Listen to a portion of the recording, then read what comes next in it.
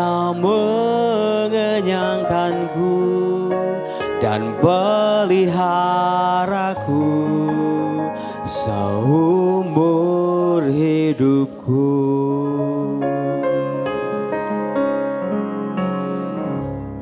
Saudara-saudaraku yang terkasih, kita tadi boleh setengah jam nyanyi-nyanyi, sorak-sorak, haleluya, memuji.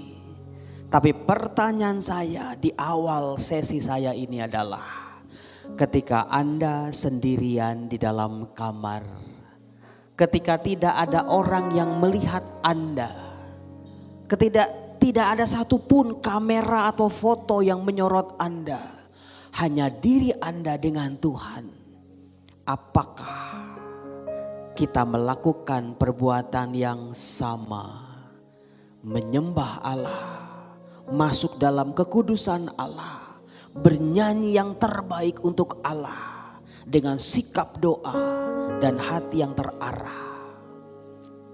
Sebuah pertanyaan besar, karena di depan orang, di depan banyak orang kita bisa di gereja sukacita, jingkrak-jingkrak memuji Allah.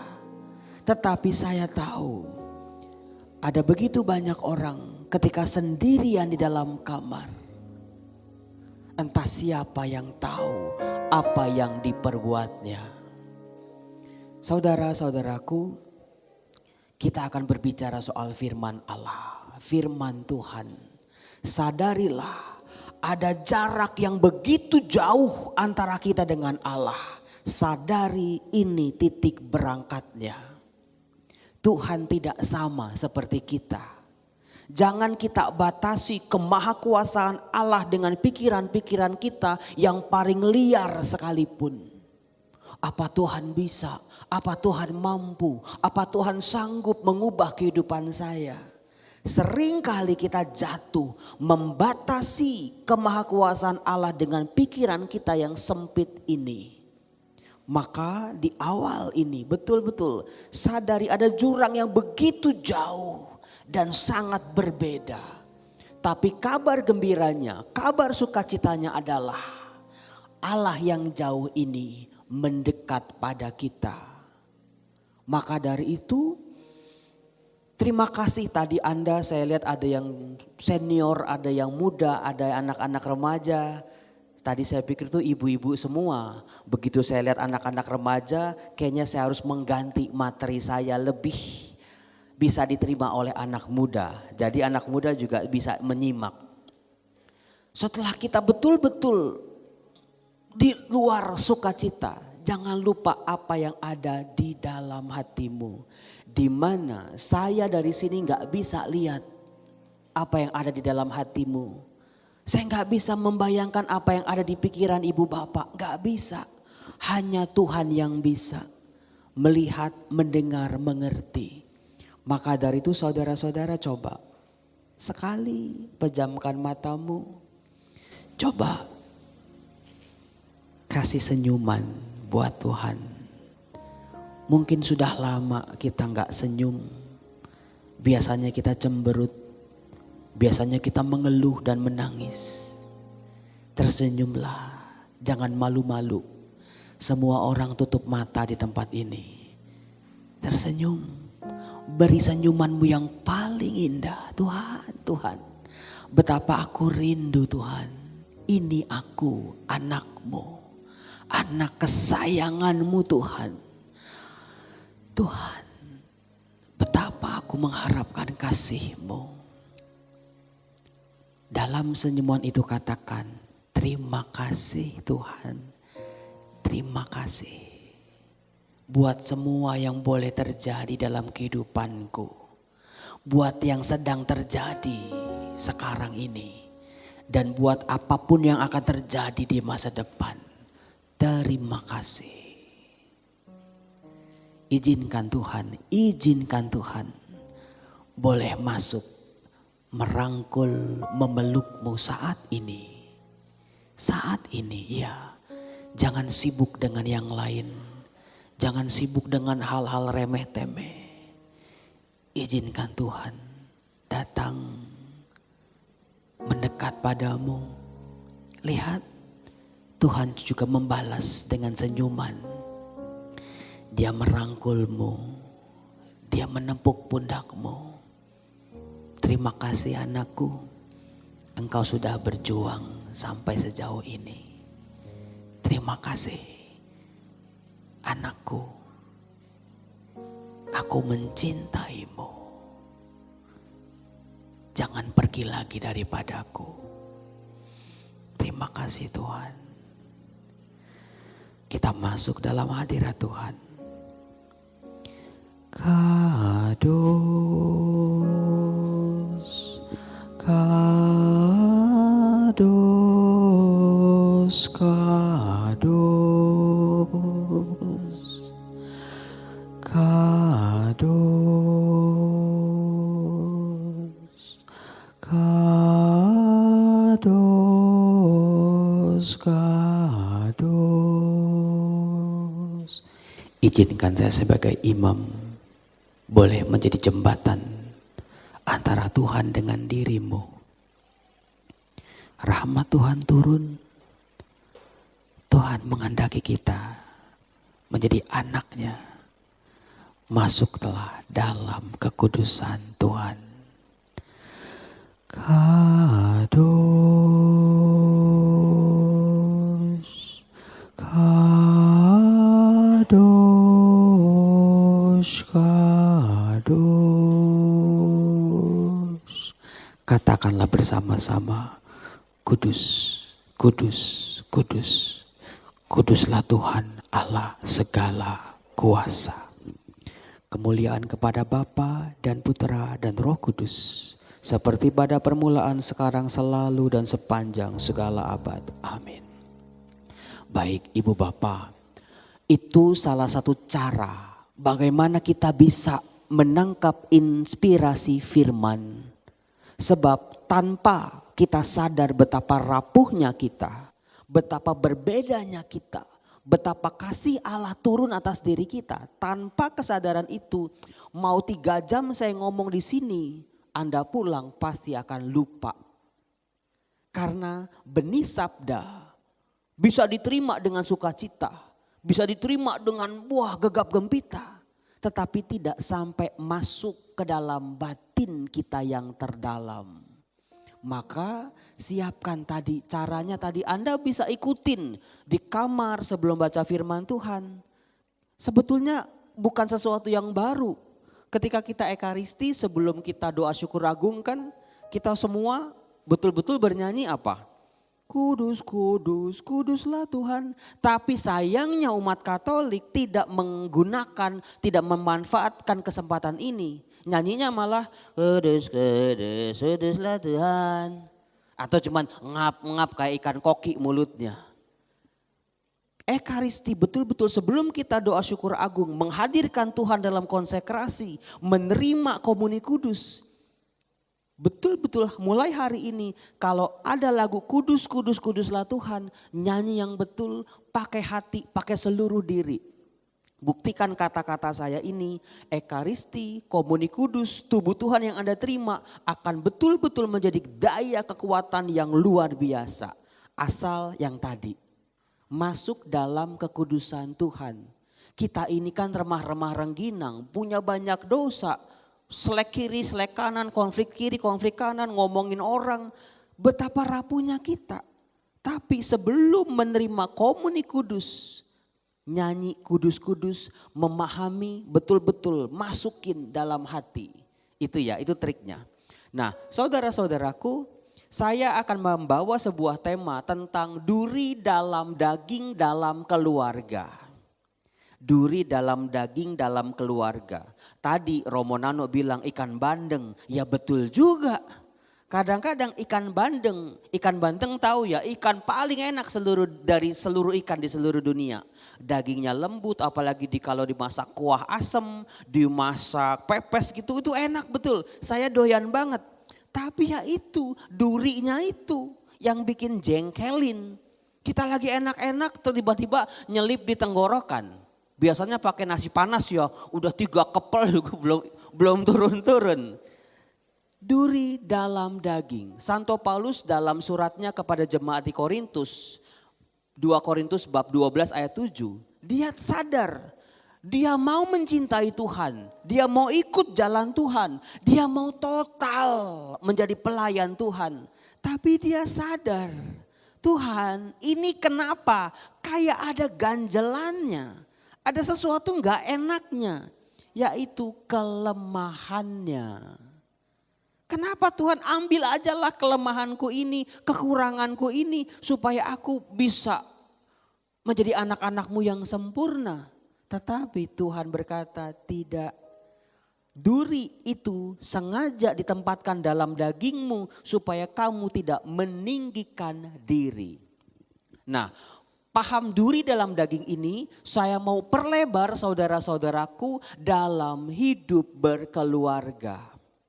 Memang sih di sini ada oma-oma, opa-opa, tante, om, tapi juga ada anak muda. Saya mau membongkar satu misteri yang menjadi bacaan pertama kemarin. Keluaran bab 20. Isinya tentang 10 perintah Allah. Pasti sudah hafal ya. 10 perintah Allah dari Keluaran bab 20. Nah kan kalau saya buka kitab suci langsung kebuka. Padahal gak pakai pitanya tuh. Apakah Anda sadar, tempekah Anda? Ada 10 perintah yang diberikan Allah kepada Musa, Musa memberikannya kepada umat Israel. Ada mulai dari apa? 1, jangan membuat patung bagimu, jangan menyebut nama Tuhan Allahmu dengan tidak hormat. Hormatilah hari Sabat. 3 perintah ini mengatur betul-betul bagaimana relasi kita dengan Tuhan. Dahulukan Tuhan di balik semua masalah-masalah dan urusan-urusan kita. Itu pesannya. Jadikan Tuhan nomor 1. God is number 1 in our life. Pertanyaannya lagi-lagi udah apa belum? Orang kalau bangun tidur aja yang dicari duluan apa? Handphone. Baru melek mata, mana handphone, mana handphone, mana handphone. Padahal lagi di charge. Kalau handphonenya ternyata lupa dicolokin tadi malam, waduh masih pagi udah 30%, udah sibuk, lupa berdoa. Dari contoh simpel seperti itu aja, betapa rapuhnya kita mendahulukan Tuhan di tempat yang utama. Malah kita sibuk dengan yang lain-lain. Tuhannya mungkin nomor 2, nomor 3, bahkan nomor kesekian. Nah, apakah Anda tahu saudara-saudara, kepada umat Israel Allah memperkenalkan dirinya. Akulah Allah yang membawa engkau keluar dari Mesir. Akulah Tuhan Allahmu, sembahlah aku. Jadikan aku yang utama dalam kehidupanmu. Tetapi saudara-saudara, setelah perintah hormatilah, jagalah hari Sabat, langsung diikuti dengan perintah apa coba? Hormatilah orang tuamu. Baru setelah itu jangan mencuri, jangan membunuh, jangan berzina, jangan mengucap menjanji saksi dusta, jangan mengingini harta atau barang-barang sesamamu. Saya ketika baca teks ini berkali-kali, 10 kali, 20 kali, kok ada yang aneh ya?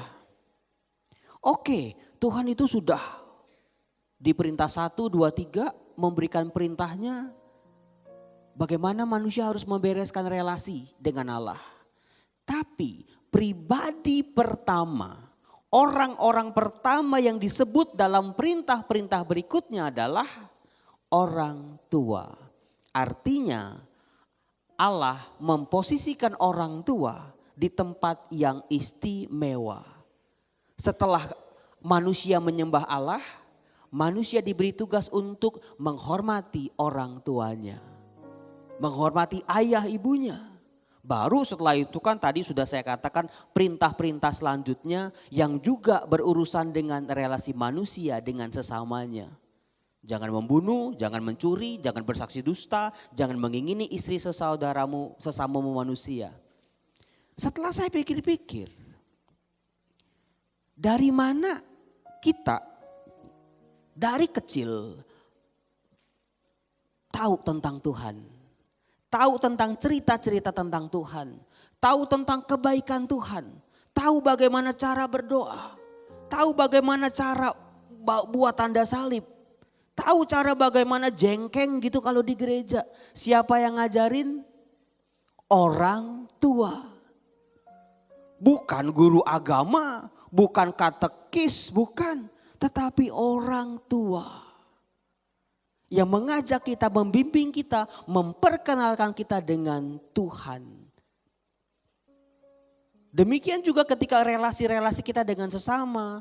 Nak, jangan mencuri ya nak, jangan membunuh, kamu harus baik sama tetangga-tetanggamu. Siapa yang ngajarin? Lagi-lagi orang tua. Di sini saya baru sadar, orang tua, keluarga memainkan peran sangat penting. Nah, kemarin saya jalan-jalan ke Panti Asuhan Bakti Luhur. Biasa, siapa yang udah pernah ke Bakti Luhur? Panti asuhan tempat anak-anak tunaganda ya, secara fisik mereka berkebutuhan khusus, secara mental mereka juga memiliki keterbelakangan. Biasa saya masuk, ada rumah-rumah di situ kan, doain mereka. Tiba-tiba saya jalan sama suster, ada seorang anak baru pulang sekolah. Anak kelas 1 SD, anak cewek. Dia jalan gitu pakai baju pramuka kan. Halo kakak. Lalu saya bilang, suster, anak ini sakit apa? Kok normal-normal aja? Bisa melihat, bisa mendengar, bisa berjalan, bisa menyapa. Suster bercerita tentang sesuatu yang jauh lebih mengenaskan. Romo, anak ini normal. Kok tinggal di sini Romo? Saya temuin dia dari tempat sampah waktu dia masih kecil. Kalau begini, perintah Tuhan, hormatilah ayahmu dan ibumu. Semoga panjang umurmu di tanah yang aku akan berikan kepadamu. Orang tua seperti apa? Yang bisa bikin tapi gak bisa bertanggung jawab. Yang bisa ngelahirin tetapi membuang anaknya di tempat sampah. Mendingan kan kasih aja udah ke panti asuhan selesai. Tapi gak perlu ke tempat sampah juga dong. Apakah Anda bisa membayangkan nanti kalau anak ini udah ngerti. Cucel itu kok orang lain kok dijenguk sama mama papanya kok aku gak pernah. Emangnya tega susternya cerita. Kamu aku temukan di tempat sampah loh. Betapa lukanya nanti dia tentang gambaran orang tuanya papa mamanya. Kemudian besoknya saya pergi ke Panti Asuhan Karya Asih. Tempat orang-orang fisiknya normal tapi mentalnya keterbelakangan. Saya berjumpa dengan satu anak umur 40 cewek namanya Nani. Punya keterbelakangan mental, kita nyanyi, kita doa, dia nyanyi. Wah gak jelas pokoknya. Terus setelah doa nyanyi saya keliling-liling lagi, saya doakan yang lansia-lansia yang punya keterbelakangan mental juga. Banyak banget. Ini yang harus dibongkar dalam karya gereja Katolik. Harus diekspos. Banyak orang Katolik bilang, oh Katolik mah ngantuk, Katolik mah gak asik, Katolik mah bosenin. Karya-karya seperti ini hanya ada dalam gereja Katolik, bayangin coba. Suster-suster, perawat-perawat membantu, mendidik, mendampingi mereka, menjadikan mereka manusia. Ketika saya sampai ke sebuah ruangan, tampak seorang oma umur 80 tahun. Dia udah ya bisa nyapa saya gitu. Lalu susternya cerita, Romo, ibu ini yang sakit ini itu mamanya Nani yang tadi yang nyanyi ya gitu. Sakit juga? Enggak Romo, Nani itu anak angkatnya ibu ini. Kok bisa tinggal di sini? Karena ibu ini dari 40 tahun yang lalu menemani anaknya yang keterbelakangan mental ini. Jadi si Nani ini begitu dilahirkan udah terdeteksi punya kelainan jiwa, dibuang sama orang tuanya, diangkat sama si oma ini. Sampai si oma nemanin ke panti, tinggal nemenin anaknya ini. Coba bisa dibayangkan saudara-saudara, ada dua wajah orang tua yang sangat amat berbeda. Kalau saya tanya Anda, Anda selama ini jadi orang tua, mau jadi orang tua yang seperti apa? Atau Anda anak-anak muda, teman-teman muda, orang tua Anda yang seperti apa? Orang tua yang bertanggung jawab atau orang tua yang betul-betul gak peduli sama anak-anaknya? Tahun lalu saya ke Malang, saya pergi ke rumah jompoknya Romo Hari. Saya keliling, saya masuk kamar, tampak seorang oma, cakep banget. Umur 90, cakep. Kelihatannya oma ini pasti mudanya cakep nih. Masih udah tua aja masih cakep putih gitu. Terlalu Romo Hari cerita, Romo ini dulu orang kaya Romo. Wah kok bisa di panti jompo, anak-anaknya kemana? Dicerita oma ini gak menikah, dia ngangkat anak laki-laki. Tuh anak digedein seperti anaknya sendiri. Oma ini punya ekspedisi nomor 1 di Malang waktu itu. Ketika nih anak udah gede, apa yang terjadi? Semua surat-surat harta si oma dibalik nama jadi namanya dia. Dan apa yang terjadi? Oma ini ketika sudah tua ditinggal di pinggir tol sendirian. Udah digigitin tikus, udah busuk, udah korban KDRT. Jadi kalau kita melihat saudara-saudara, enggak anak, enggak orang tua, enggak pasangan hidup, masing-masing bisa menjadi duri-duri dalam daging dalam keluarga kita. Tinggal kita bisa memilih kita mau yang seperti apa, kita mau jadi seperti apa. Tetapi faktanya adalah saya percaya setiap keluarga siapapun itu, mau yang rumahnya di Dempo, mau yang rumahnya di Darmo, mau rumahnya yang dimanapun, setiap keluarga pasti punya masalah. Betul apa betul? Coba mulai dari yang sebelah sini, yang punya masalah dalam keluarganya, apapun itu bentuknya, mau rejeki, mau relasi, mau anak, mau orang tua, mau mertua, mau besan, apapun itu, kedipkan mata sebelah kanan Anda pada saya. 1, 2, 3. Oh kan, gak ada tuh yang melotot tuh, gak ada yang melotot. Kita semua mengakui setiap keluarga mau so-perfect apapun pasti punya masalah. Ada Romo, keluarganya Raffi Ahmad apa Nagita Slavina, itu kayaknya Sultan Andara banget. Itu yang ada di TV Bu Bapak, yang ada di sinetron-sinetron itu semua keluarga yang sempurna. Tetapi keluarga kita, keluarga beriman, keluarga orang-orang Kristiani selalu dikasih PR. Kita bisa bertanya juga seperti Paulus, Tuhan kenapa ada masalah dalam keluargaku? Kenapa enggak dihilangin saja sih masalah ini? Izinkan saya berbicara dari sudut pandang kitab suci saudara-saudara. Dari kitab Kejadian kita bisa melihat relasi Adam dan Hawa. Manusia pertama. Masalah apa yang pertama kali muncul relasi Adam dan Hawa? Soal istri yang tidak bisa dipercaya. Kan Hawa diciptakan untuk menjadi seorang penolong yang sebadan bagi Adam. Tapi ternyata Hawa yang dibujuk oleh ular memberikan buah itu kepada suaminya. Sampai-sampai seluruh umat manusia jatuh dalam dosa. Masalahnya soal trust. Ternyata dalam keluarga Adam dan Hawa ada istri yang tidak bisa dipercaya. Yang membuat suaminya juga jatuh bersama-sama. Kemudian juga anak-anak mereka, coba silakan Anda lihat, Kain dan Habel. Masalahnya apa? Iri hati. Bukan lagi soal masalah trust, tetapi muncul masalah baru, soal iri hati. Kenapa persembahan adikku bisa diterima oleh Allah, persembahanku tidak bisa? Di situ mulai iri, lalu muncul pembunuhan yang pertama. Lalu saudara-saudara, yang namanya masalah demi masalah ini selalu muncul terus menerus dalam kisah-kisah kitab suci. Saya lompat ke kisah Abraham. Abraham punya istri Sarah. Apakah Anda tahu Sarah itu kece badai, Luna Mayama lewat.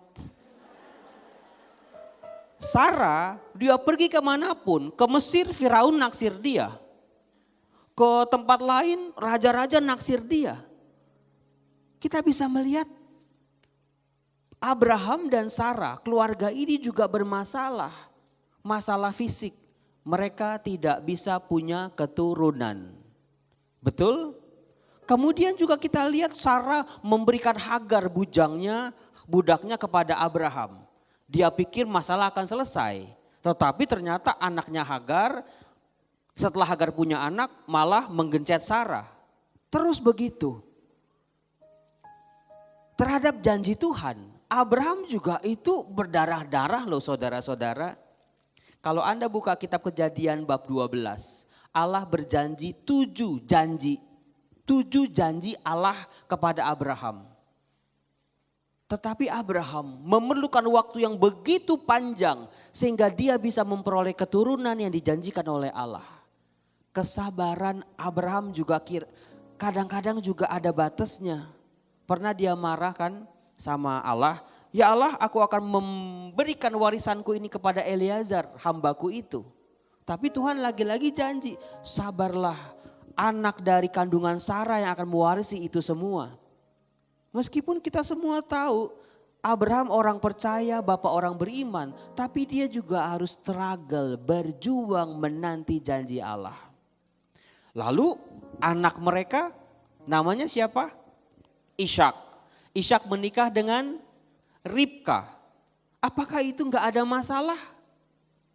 Masalah juga ketika Ishak melihat lah kok istrinya sama kayak ibunya. Cantik sih cantik tapi enggak bisa memberi keturunan. Jadi setiap keluarga punya masalah. Untungnya Ishak waktu itu langsung berdoa kepada Allah. Ini catat nih laki-laki di ruangan ini nih. Kalau ada masalah-masalah dengan istri-istrimu, Abraham kan kagak berdoa buat Sarah. Maka nunggunya lama gitu kan. Ishak langsung berdoa, langsung Tuhan memberikan anak kembar 2. Kita pikir, masalah selesai nih begitu anak diberikan. Tapi justru disinilah masalah baru muncul lagi. Terjadi perebutan hak anak sulung antara Esau dan Yakub. Anak kembar 2 laki-laki. Sorry to say, dalam tradisi Yahudi kalau orang ngelahirin anak perempuan, mungkin kayak di China gitu ya. Ya perempuan lagi, ya perempuan lagi.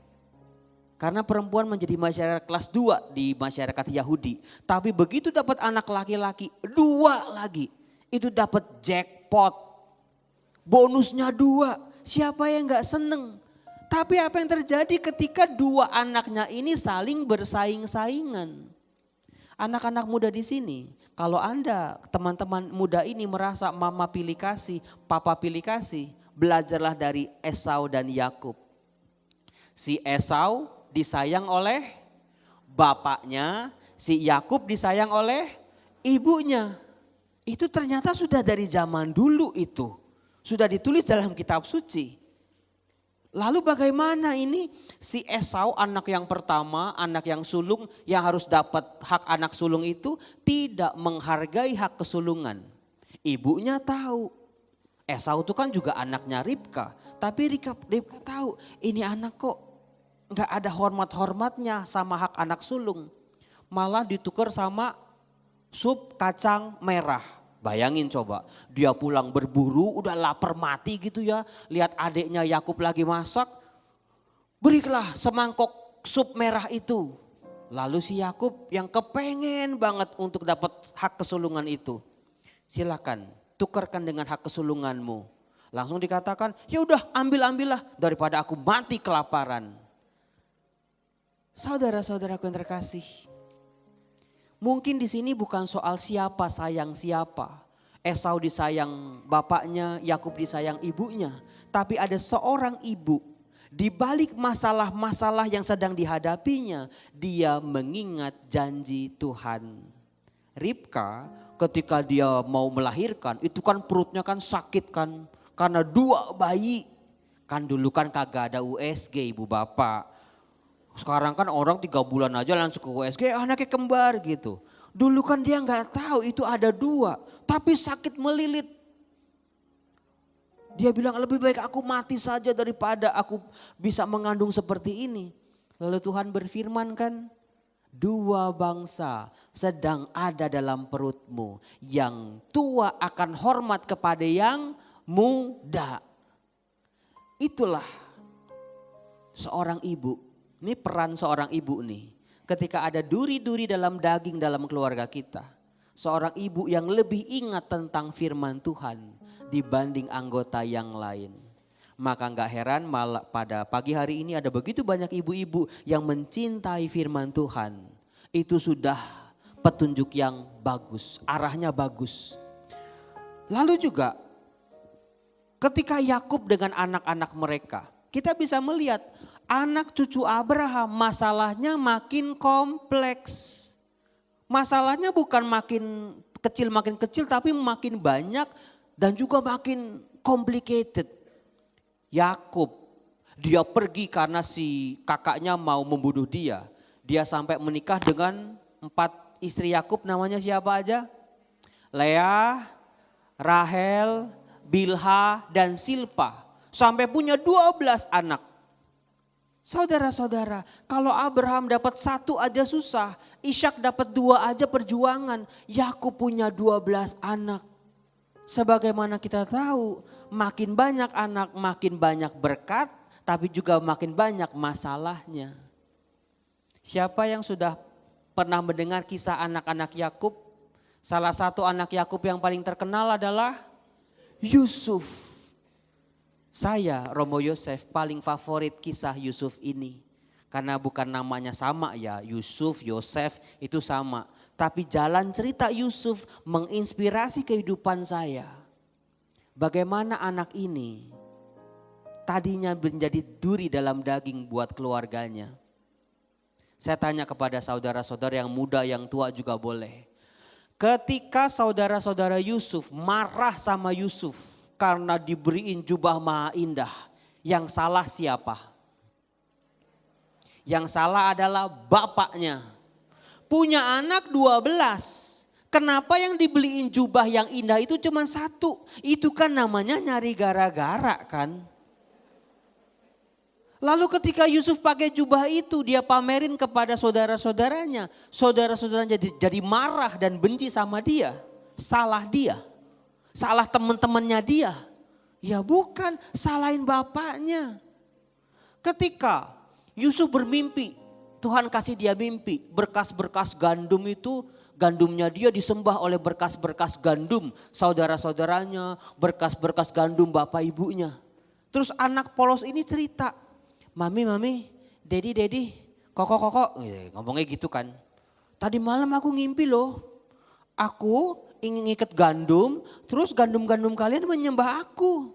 Terus mereka menjadi marah, salah siapa? Salah Yusuf. Salah yang kasih mimpi. Kenapa ngasih ngimpinya begitu? Jadi saudara-saudara, dari kisah Yusuf ini, dia dibenci oleh saudara-saudaranya. Dia jadi duri dalam daging dalam keluarganya. Dia tidak disukai. Makanya keluarganya mau menghancurkan dia, mau melenyapkan dia, mau membuang dia. Tapi mulai dari kisah Yusuf kita melihat lebih jelas lagi. Setiap keluarga pasti punya duri dalam daging. Yang kedua, bagaimana cara mengubah duri ini menjadi tunas yang nanti akan bertumbuh dan berbuah. Kalau dalam seminar-seminar rohani seringkali disebut mengubah kutuk jadi berkat. Tapi hari ini saya akan memperkenalkan bagaimana sih duri-duri dalam daging dalam keluarga kita.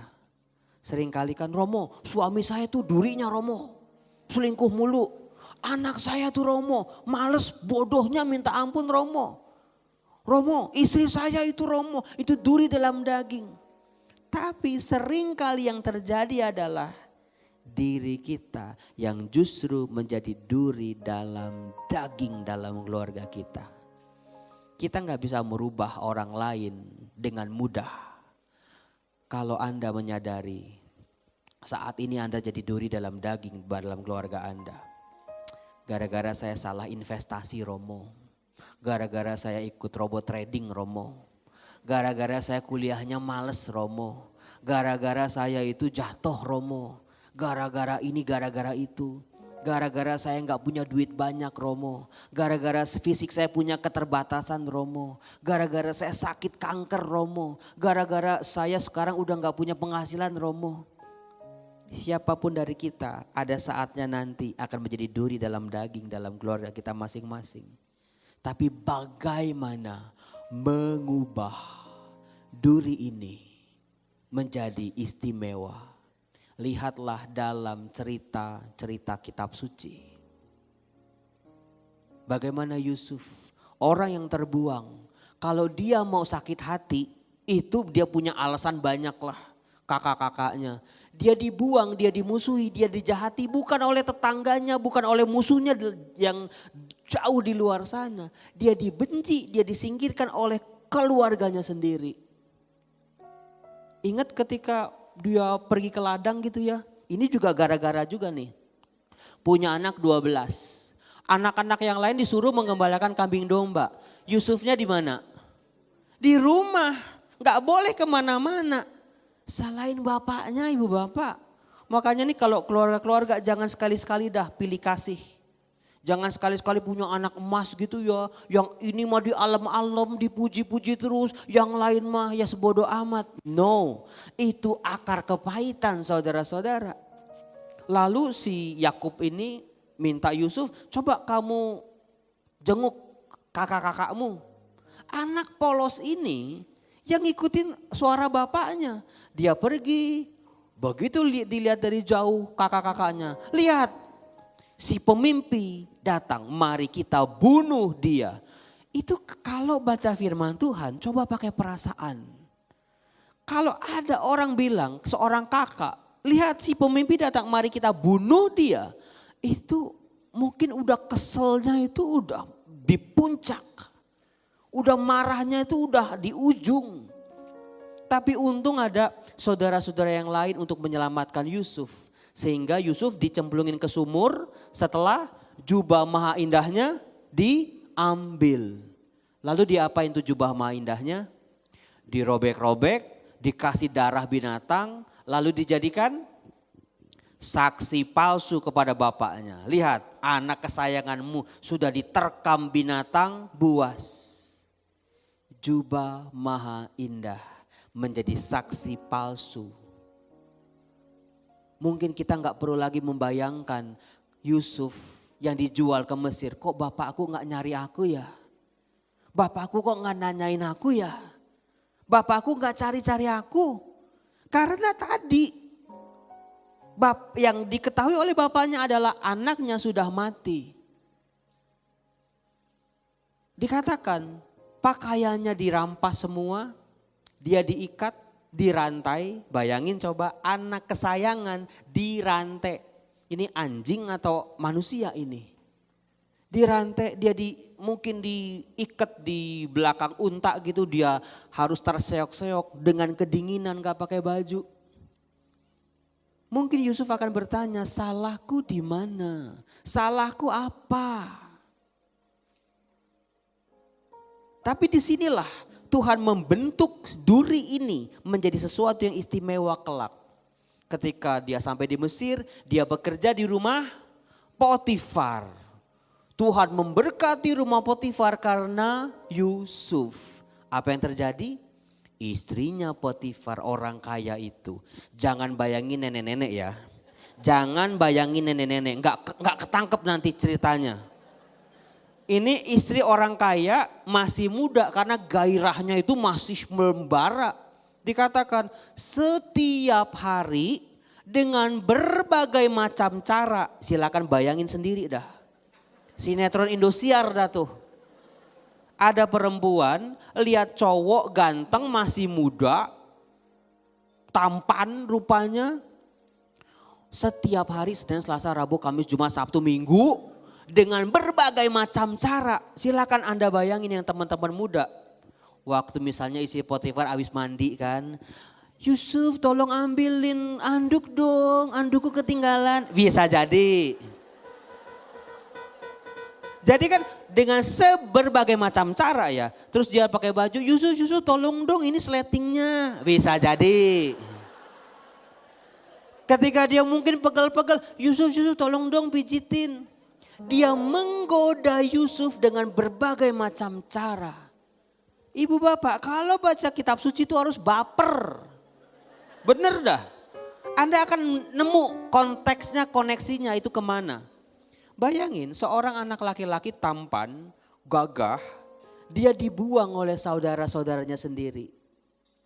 Tidak ada yang menghargai dia. Emangnya gampang itu dari Kanaan dibuang ke Mesir, belajar bahasa Mesir emang gampang? Susah. Emang ada yang mau ngajak ngomong dia? Enggak ada. Dia sendirian. Kemudian juga enggak ada yang mengasihi dia, enggak ada yang menghargai dia. Bolong, dalamnya bolong. Banyak sekali dialami oleh anak-anak muda zaman sekarang. Mungkin bisa joget-joget kayak K-pop gitu ya, kayak Blackpink gitu. Bisa ketawa, bisa kongko-kongko tapi dalamnya banyak bolong gede. Karena di rumah dia nggak dapat apa-apa. Itulah yang dialami oleh Yusuf. Bolong. Di saat yang bersamaan, di hatinya yang kering kerontang karena kasih keluarga yang hilang. Ada seorang istri dari majikannya siap mengguyur dengan berember-ember air. Tetapi untung ini suami-suami ya, catat nih suami-suami, kalau Anda ada di posisi Yusuf. Ada yang menggoda Anda karena kesengsem, karena Anda merasa wah akhirnya aku ada yang naksir juga selain istriku. Yusuf tidak tergoda. Dia bilang apa? Demi Allah yang hidup aku tidak mau mencemarkan nama baik tuanku Potifar. Apa yang terjadi? Perempuan kalau udah sakit hati, perempuan kalau udah niatnya membara lalu gak bisa dipenuhi, langsung dia mengambil jubah Yusuf. Yusufnya kan kabur. Nah silakan bayangin dengan tontonan Indosiar tuh. Perempuan dengan jubah di tangannya, tolong gitu kan. Mungkin jerit-jerit kayak begitu. Terus karyawan-karyawannya, budak-budak, hamba-hamba yang lain datang. Aku mau diperkosa. Sama siapa? Pemilik jubah ini. Lihat saudara-saudara, 2 kali jubah milik Yusuf dijadikan barang bukti palsu. Padahal lagu dangdut bilangnya apa? Cukup sekali aku merasa kegagalan cinta. Yusuf 2 kali ibu bapak, itu udah gak lucu sebetulnya. Dengan jubah di tangan istri Potifar, masuklah dia ke dalam penjara. Memangnya ada yang mau dengerin ketika Yusuf bilang aku enggak, sumpah gitu. Gak ada yang mau dengerin, gak ada yang percaya. Lagi-lagi duri dalam daging ini harus terinjak-injak, hancur berkali-kali. Kalau cuma sekali mungkin masih bisa bertahan Romo. 2 kali bisa, masih ada Romo. Tapi kalau udah berkali-kali lama-lama juga hancur juga. Tapi ini laki-laki istimewa ini, duri dalam daging ini tidak menyerah dengan hidupnya. Meskipun dia di dalam penjara, dia tetap percaya pada kuasa Tuhan. Sampai akhirnya tiba-tiba 2 orang, juru roti dan juru anggurnya Firaun, tiba-tiba dijeblosin ke dalam penjara. Yusuf bilang, kenapa? Kami gak bisa menerjemahkan mimpinya Firaun. Lalu di sini Tuhan akan selalu hadir bagi orang-orang yang percaya pada kuasa kasih-Nya. Banyak kita dengar kata-kata ini, tapi ketika kita sedang ada dalam masalah, mudah orang melupakan kata-kata ini.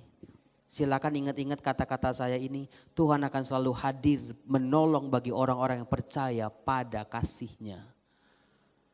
Waktu itu Firaun ngimpi lagi. Memang Firaun ada rada-rada juga sih, rada-rada aneh lah. Jadi Firaun itu kan ngimpi, yang ngimpi kan dia. Terus dia tuh ngomong, manggil ahli-ahli nujum, juru-juru sihir gitu. Bukannya, tadi malam aku tuh ngimpi ketemu sama Rose Blackpink. Kira-kira artinya apa ya? Bukan begitu. Kalau si Firaun cerita tentang mimpinya, orang bisa ngarang-ngarang. Oh, nanti Romo akan ke Korea, nanti akan ketemu konser Blackpink. Enggak begitu. Yang dilakukan oleh Firaun adalah, ayo tebak aku mimpi apa. Kan mati kalau begitu. Boro-boro menerjemahkan, nebak mimpinya aja setengah mati. Maka satu pun gak ada yang berani. Kalau tebak-tebak buah manggis gitu dan salah langsung, maka gak ada yang berani. Maka Yusuf menolong juru roti dan juru anggur ini. Kamu pergi kepada Firaun, katakan ini mimpinya. Lalu apa yang terjadi? Yusuf bilang, nanti guys gitu ya, kan dua cowok kan. Nanti guys, kalau kamu sudah dibebaskan dari penjara ini, ingat aku ya, aku di sini karena aku gak bersalah. Lalu dua orang ini kan, iya baik akan kita tolong. Tetapi inilah orang kalau udah di atas lupa dengan kebaikan orang. Dua juru roti dan juru anggur ini begitu bebas dari penjara segera melupakan jasa-jasa Yusuf. Ibu bapak teman-teman muda 3 kali sudah luka tergores-gores. Yusuf punya 1000 alasan buat hidupnya menjadi pahit. Dia dilukai oleh bapaknya yang gak cari dia dibuang oleh saudara-saudaranya mau dibunuh, dia dikhianati oleh majikannya, dia difitnah, dia sekarang dilupakan kebaikannya. Berkali-kali. Terlalu pedih ini hidup Yusuf ini, si duri dalam daging ini. Kalau Yusuf mau marah sama kakak-kakaknya, pasti wajar dan normal. Tapi Tuhan bilang belum selesai kisah hidupmu. Firaun yang ngimpi lagi. Nah ini dia sama, ayo aku mimpi apa? Ya untungnya Allah bekerja dalam diri Yusuf. Langsung Yusuf bisa menerjemahkan mimpi Firaun. Sehingga bisa dibebaskan dari penjara dan Yusuf diangkat menjadi orang kepercayaan Firaun. Orang nomor 2 di Mesir. Kalau kisah berhenti sampai di sini, ini kisah ini sudah cakep banget. Orang yang terlunta-lunta, teraniaya karena percaya sama Tuhan bisa menjadi orang besar. Selesai, cakep. Tapi buat Tuhan belum selesai. Masih ada luka. Duri dalam dagingmu harus kamu ubah. Sampai terjadilah kelaparan di tanah Kanaan. 12 atau saudara-saudara Yusuf lain yang tadinya mau membunuh, mau menghancurkan, mau melenyapkan, sekarang merangkak-rangkak di depannya Yusuf. Coba kalau Anda jadi Yusuf, coba bayangin, baper silakan. Mungkin Miriam Bellina juga kalah sama Anda. Mata melotot, urat di leher udah tegang. Inilah saatnya pembalasan itu akan aku injek-injek lebih keras lagi. Biar kamu tahu betapa sakitnya aku. Biar kamu ngerti berdarah-darahnya aku. Seringkali dendam ketika dibalaskan itu lebih kejam daripada luka sebelumnya. Tetapi meskipun itu menggoda Yusuf. Yusuf kan mempermainkan bukan? Saudara-saudaranya, pialanya lah, lalu Benyamin suruh datang lah. Dia seneng tuh menyiksa saudara-saudaranya serba salah gitu. Tapi dendam, meskipun kita coba balaskan, gak akan pernah akan terpuaskan. Kalau cuma hidup soal dendam, balas dendam, duri dalam daging ini akan terus menjadi duri dalam daging. Tapi bagaimana ketika saudara-saudaranya datang, Yusuf pada akhirnya, memang dia orang baik sih. Maka jangan pernah berhenti jadi orang baik. Jangan pernah menyerah jadi orang baik.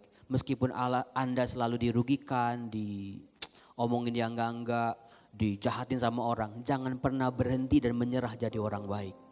Yusuf dalam kualitas kebaikan hatinya, akhirnya dia enggak tahan juga. Dia langsung, akulah Yusuf yang kamu jual ke Mesir. Meskipun saudara-saudaranya mampus, lu sih, gara-gara lu sih.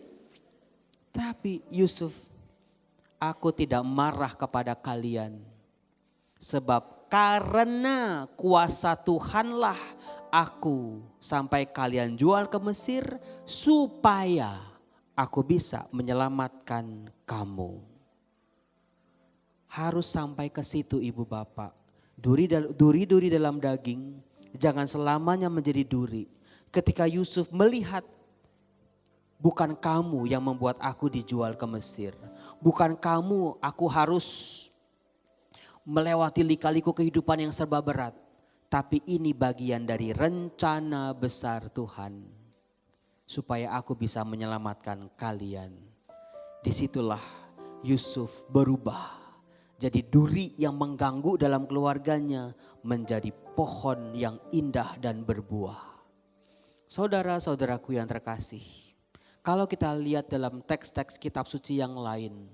Ternyata setiap keluarga selalu punya duri dalam dagingnya.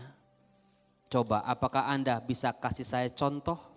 Siapa keluarga-keluarga yang kelihatan banget kisah duri dalam dagingnya? Misalnya Tobit.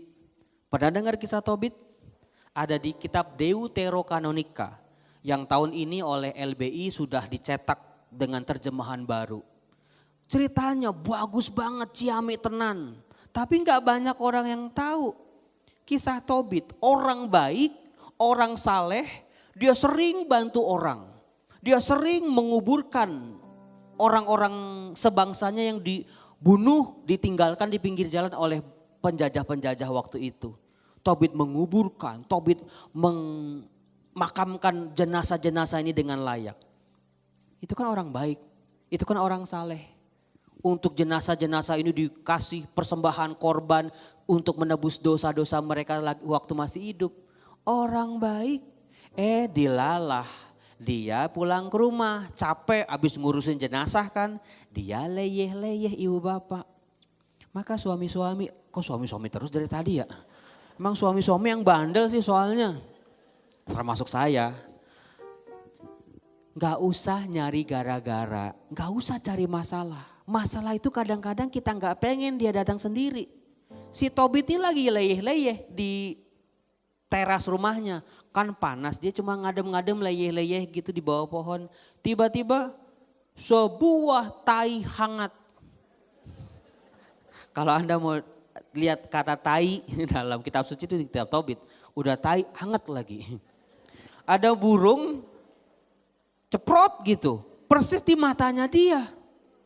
Lalu dia langsung blok, langsung matanya muncul bintik-bintik dan buta. Seorang suami, orang baik, orang saleh, sering bantu orang, taat sama Tuhan. Cuma gara-gara buah tai hangat, amburadul hidupnya. Jadi masalah gak usah dicari-cari. Seringkali tuh suami istri seringkali berantem nyari-nyari masalah. Gak usah, datang sendiri kok ntar. Mau gede mau kecil kita gak tahu dah. Mulailah terjadi keributan nih antara keluarga Tobit ini. Tobit punya istri namanya Hana. Kan Tobit itu kepala keluarga kan ya. Dia ya punya anak namanya Tobia, punya istri. Tobitnya bekerja untuk ngidupin anak istri. Ketika dia buta, dia berobat. Makin aku berobat makin parahlah penglihatanku. Ayo. Udah coba berobat, udah coba usaha tapi makin ambruk. Penglihatannya makin hancur. Sehingga istrinya, ini dia.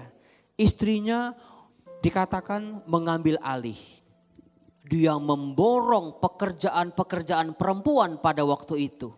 Karena suaminya gak bisa menghasilkan pekerjaan, gak bisa menghasilkan nafkah. Istrinya dikatakan begini, Hana istriku memborong semua pekerjaan-pekerjaan perempuan pada zaman itu. Kenapa Romo? Karena tadi perempuan itu kelas 2 dalam masyarakat Ibrani. Pekerjaan laki-laki dengan pekerjaan perempuan itu upahnya tidak seimbang. Yang membuat si Hana harus bekerja 3, 4, 5, 6 bahkan 10 pekerjaan. Memborong pekerjaan-pekerjaan perempuan.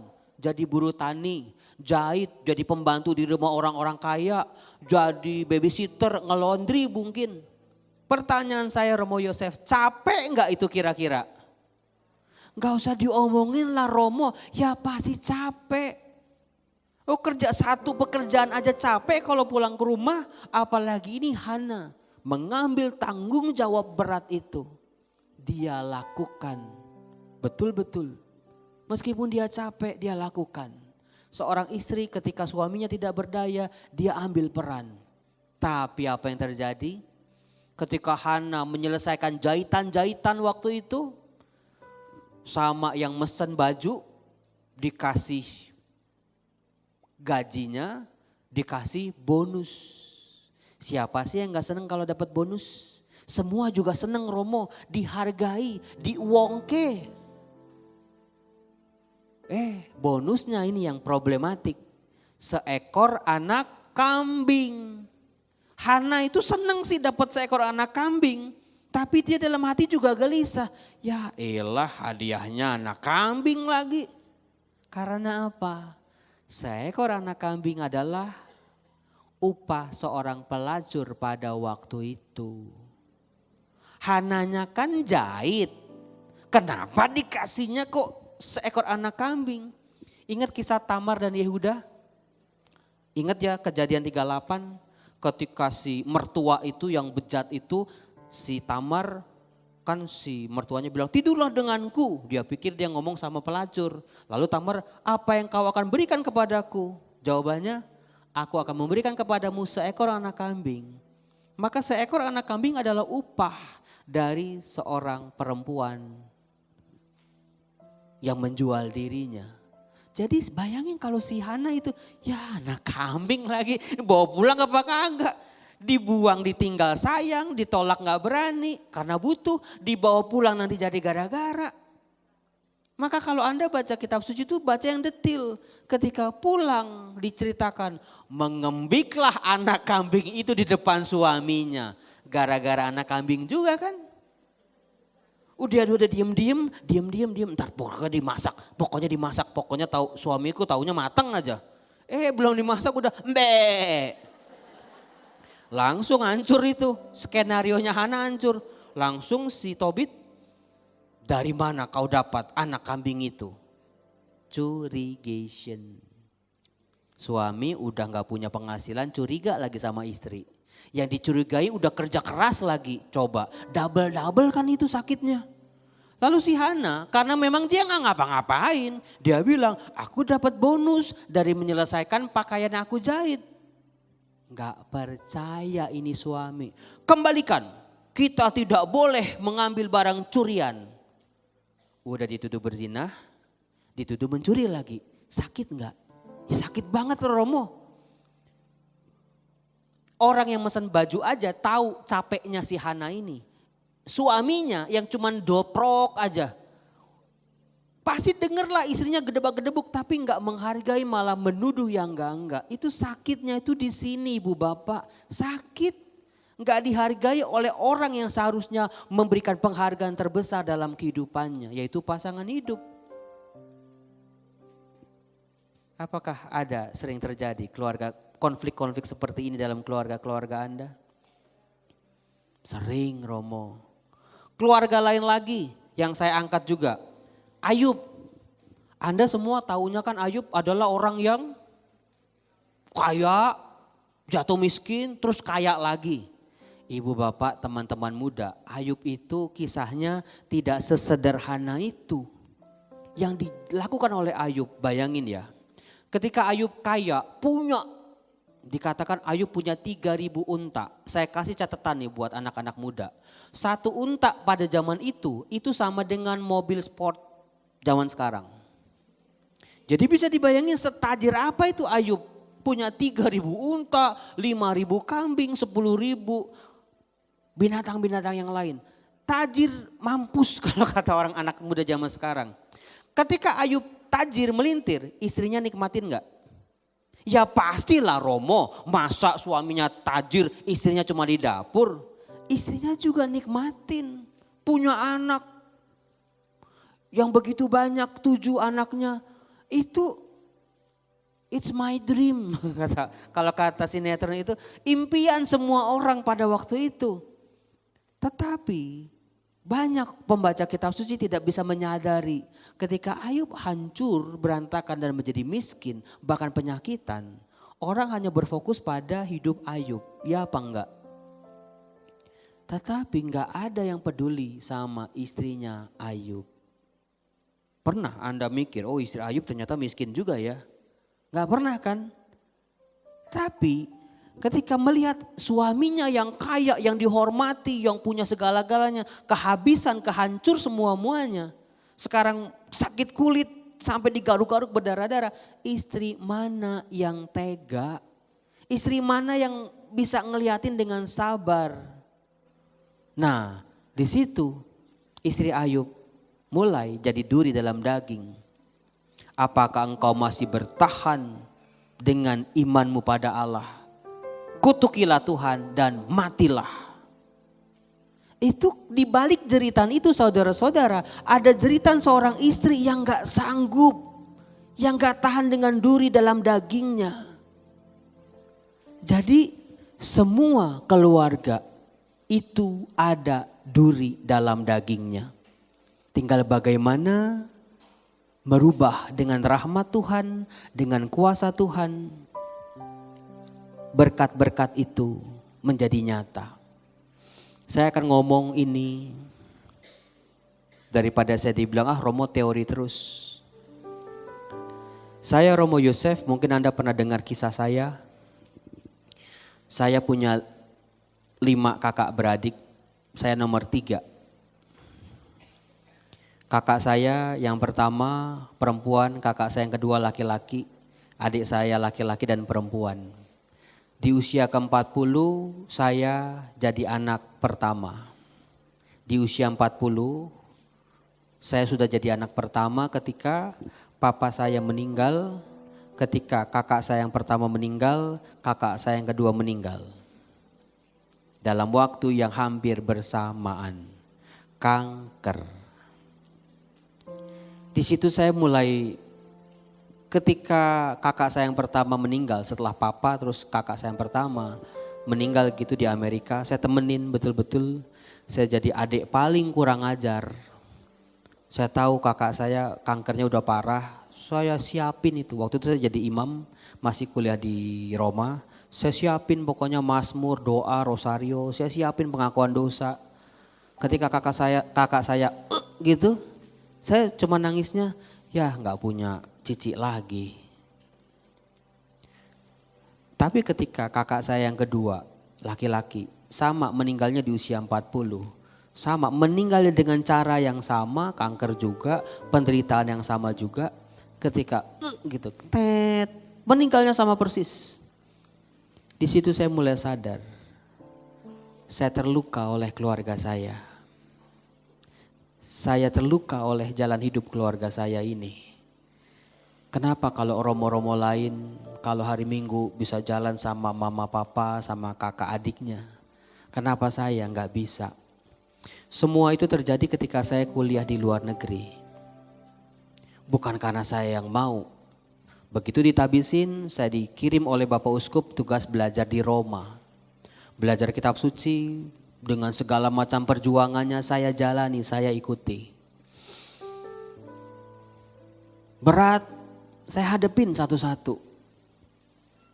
Tetapi yang terjadi adalah satu persatu keluarga saya hilang dalam kehidupan saya. Saya sampai bilang, Tuhan saya mau jadi orang yang baik, saya cuma mau jadi pastor yang baik. Tapi kenapa kok jalan hidup saya seperti ini? Sampai pada akhirnya ketika saya di usia 40, kakak-kakak saya meninggal di usia 40 semuanya. Ketika saya di usia 40, saya mengalami situasi yang kurang lebih sama dengan pengalaman kakak-kakak saya itu. Ada benjolan di belakang, di situ saya mulai merasa Tuhan, kalau bercanda udah gak lucu lagi Tuhan. Ini udah bukan soal kesabaran lagi, ini bukan soal iman lagi, ini udah terlalu buat saya. Saya waktu itu masih di Filipina, saya belum pulang ke Indonesia. Saya sampai punya satu tempat di Bandara Soekarno-Hatta, tempat saya nangis. Kan saya dari Eropa, saya pulang ke Indonesia, saya makamin papa saya, balik lagi. Belum lama harus pulang lagi, makamin cici saya, balik lagi. Belum lama makamin kokok saya, balik lagi. Selalu di Bandara Soekarno-Hatta, dari mama, adik-adik saya nganter, saya udah bilang udah gak usah diantar dah. Akhirnya saya di bandara mau berangkat lagi, saya nangis di situ. Saya selalu punya tempat nangis, Tuhan. Ini beban ini udah terlalu berat buat saya. Bagaimana saya sebagai seorang imam bertahan dalam situasi seperti ini? Terlalu berat. Sampai akhirnya setelah saya mau menyelesaikan studi saya, ya itu ada benjolan, saya bilang Tuhan, kalau saya sebagai seorang imam, kau panggil hari ini, silakan. Aku gak punya anak, gak punya istri, gak punya tanggungan, silakan. Tapi mama saya bagaimana Tuhan? Siapa yang mau ngurus mama saya? Disitulah saya menyadari durinya ini bukan cuma satu. Durinya kok banyak. Sampai pada akhirnya betul-betul singkat cerita. Terinspirasi dari kisah Yusuf. Saya gak bisa terus-terusan luka oleh duri ini. Tuhan jadikan duri ini menjadi istimewa dalam kehidupan saya. Saya jalanin seberat apapun jalan hidup, salib-salib kehidupan saya jalanin dengan sebuah keikhlasan. Saya enggak menolak salib saya, Tuhan akan saya bawa salib ini dengan bangga. Penyakit ini saya akan bawa dengan bangga. Saya enggak tahu hidup saya mau berapa lama lagi, tahun depan, bulan depan atau 10 tahun lagi, saya enggak peduli Tuhan. Saya cuma mau jadi pastor yang baik. Saya selesaikan kuliah saya di Filipina S3, saya pulang ke Indonesia tahun 2017. Disitulah masa pemulihan saya. Ada terjadi sebuah mukjizat dalam kehidupan saya, justru ketika saya berserah. Tuhan jadikan duri ini jadi berkat. Seperti Paulus, aku tidak akan mengambil duri itu dari dirimu, tapi supaya engkau tidak memegahkan diri. Tuhan tidak mengambil itu, tapi mengubah. Alhasil setelah saya pulih dalam sebuah penyerahan diri. Siapa di sini yang beban hidupnya lagi berat banget. Lagi protes mulu sama Tuhan. Lagi marah mulu sama Tuhan. Lagi kecewa mulu hidupnya. Pahit banget. Semakin Anda marah, semakin Anda bertanya, Tuhan kenapa? Percayalah Tuhan gak akan jawab. Gak akan jawab. Semakin marah kita, semakin kecewa kita, protes kita, Tuhan gak bakal jawab. Tapi ketika kita diam, Tuhan aku terima duri ini. Aku terima beban ini, salib ini. Akan aku pikul dengan bangga sebagai salib kehidupanku. Di situ Tuhan baru bekerja secara luar biasa. Benjolan di belakang saya akhirnya didiagnosa berbeda dari kakak-kakak saya, itu di usia saya 40. Mulai sejak saat itulah muncul Bible Learning with Father Joseph. Saya sudah 12 tahun belajar keliling dunia, belajar firman Tuhan. Dibiaya oleh gereja, masa saya mau simpan sendiri. Dari luka-luka saya olah dengan firman Tuhan.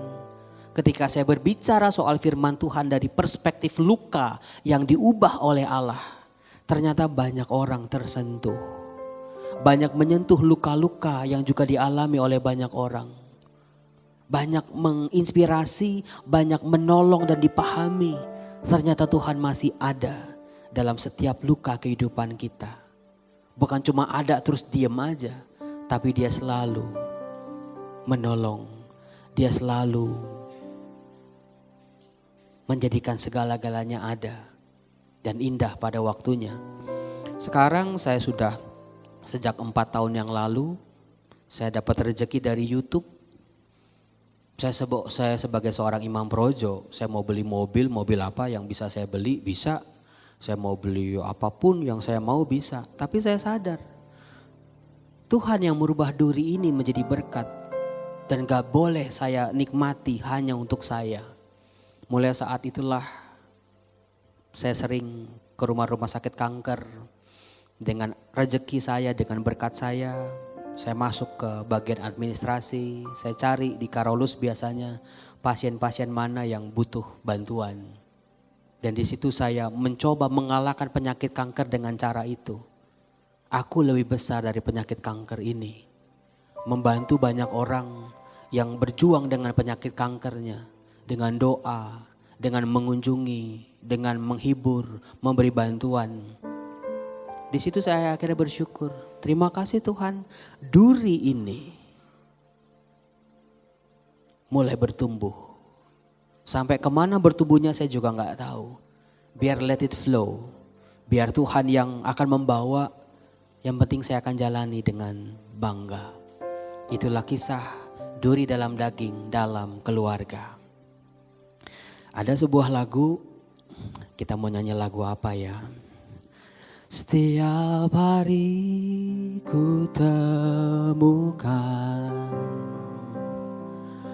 mereka yang terhilang, hidupnya tak menentu,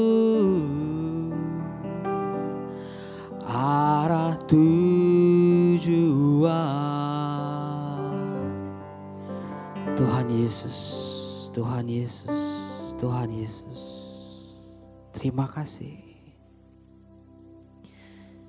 Terima kasih pada hari ini Kau buka sesuatu dalam diri kami, anak-anak-Mu. Ada beban, ada masalah, persoalan, kegagalan dan kesulitan yang kira-kira mengganggu kehidupan kami. Ingin rasanya kami buang jauh-jauh masalah ini. Ingin rasanya kami lari, kabur dari masalah yang sedang kami hadapi. Tapi terima kasih Tuhan, siang hari ini Kau buka kasih-Mu pada kami. Engkau tidak akan mencabut duri itu dalam keluarga kami. Tapi dalam kesetiaan dan iman, Kau akan ubah menjadi sesuatu yang indah. Bapa yang baik, ada begitu banyak anak-anak-Mu berkumpul di tempat ini. Ada begitu banyak masalah yang mereka hadapi. Ada begitu banyak air mata, penyesalan, kepahitan, kesedihan dan kekecewaan. Tuhan, izinkan aku untuk memikul beban salib ini. Bantu aku dengan rahmat-Mu Tuhan, sampai aku melihat indahnya pelangi kasih-Mu dalam kehidupanku.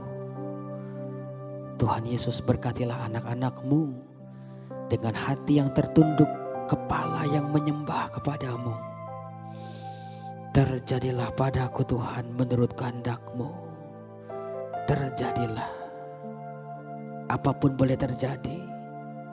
Tapi jangan Engkau tinggalkan aku seorang diri. Kuatkan aku setiap hari Tuhan. Berkat Tuhan boleh mengalir dalam kehidupanku. Ubahlah duri ini menjadi pohon sukacita dalam keluargaku. Dalam nama Bapa dan Putera dan Roh Kudus. Amin. Tuhan Yesus memberkati.